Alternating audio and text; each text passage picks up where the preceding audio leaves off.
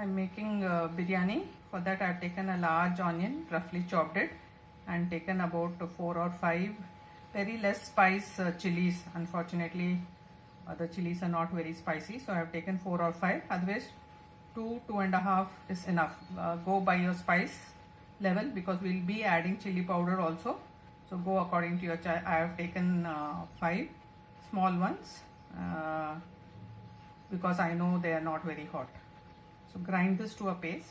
I am making a paste with 2 medium sized tomatoes, roughly chopped, 2 tablespoons of coriander powder, 1 teaspoon of chili powder, half a teaspoon of turmeric powder, half a teaspoon of garam masala, which is cinnamon and clove powder, half a teaspoon of pepper, 1 tablespoon of whole aniseed, that is soft, I am putting whole, and I will add 1 tablespoon of salt. In lieu of the aniseed whole, you can add powder also, 1 tablespoon, and grind this in the mixie without any water. In case it is not forming a well powdered paste, then only add water, otherwise the liquid from the tomato should be good enough.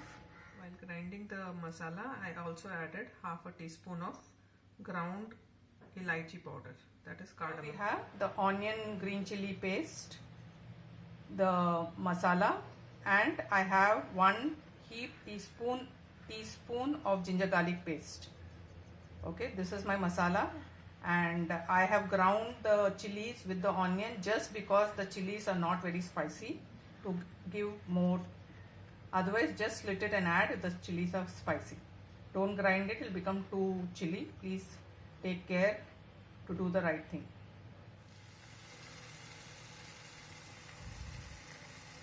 In about 2 to 3 tablespoons of oil, fry the onion paste and the ginger garlic.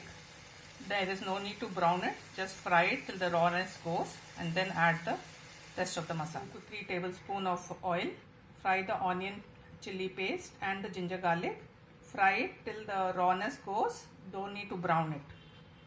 About 2 to 3 minutes on a medium flame. Masala, and keep stirring till all the oil comes out. Keep it on medium to sim only. Don't try to do this in a hurry. You need patience. So take time, and only then everything will fall in place beautifully. After about 10 minutes, it has dried out. The oil has not left, it has dried out. At this stage, I will add the mutton and the potato. I have about 500 grams of mutton with bone and around the same amount of potatoes. I have cut them all in such a size, not too small, not too big, and so that they can cook at the same time. It's very lean meat, so I don't need to cook more than 7 minutes under pressure. So here I have it. I have put the mutton into the masala, the dried out masala, and I will continue to do it for about 10 to 15 minutes on sim to medium heat, very medium, and till the water from the meat is all absorbed into the masala and dries out. So continue to do it. The quality of meat needs to be very good, only then the taste of the biryani will come. So please make sure that the quality of meat is good. Here I am using mutton. Mutton is in this case lamb. Mutton is coming out nicely. I am keeping it in medium flame only and stirring it quite often. Continue to do this. This process can take even up to 20-25 minutes. So be patient. Most of the water has dried out. At this stage, make sure it is in sim, otherwise you will burn your masala.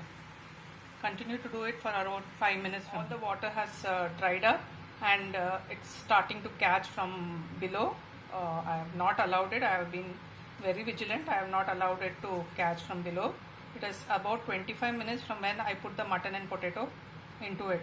So at a very slow flame, do this. At this stage, I will add about 3 to 4 tablespoons of curd. Added the curd. I will stir it around and cook it till the curd incorporates, about 3 to 5 minutes on a slow flame always. This will make it nice and creamy, and it will add a little bit of fat to the dried up masala. This is how it looks. I've also added the juice of 1 lime. After incorporating the curd and the lime, let's cook it for some more time, and keep ready water that you have used to clean the mixie. So use that water to add to this before you pressure it. At this stage, I'll add the water. It will be roughly about 2 to 2.5 cups. It's got a lovely color. The taste is perfect. You can taste it. Chili is less only. It's not overpowering the chili or anything. Everything is perfect, nice and creamy because of the curd, and the tang from the lime is also coming through. We'll pressure cook this for roughly about 7 minutes. Don't require more because we have already stirred it for 25 minutes. The mutton has cooked, so we don't want to overcook it because we'll be cooking the mutton even in the rice. This is how it looks. Let the steam come down from the pressure on itself. Don't force it open, and you have beautiful mutton curry. We add a little coconut milk at this stage. If I'm going to use it just as mutton curry, I can use it that way, or I can use this to make biryani also. It's the same curry.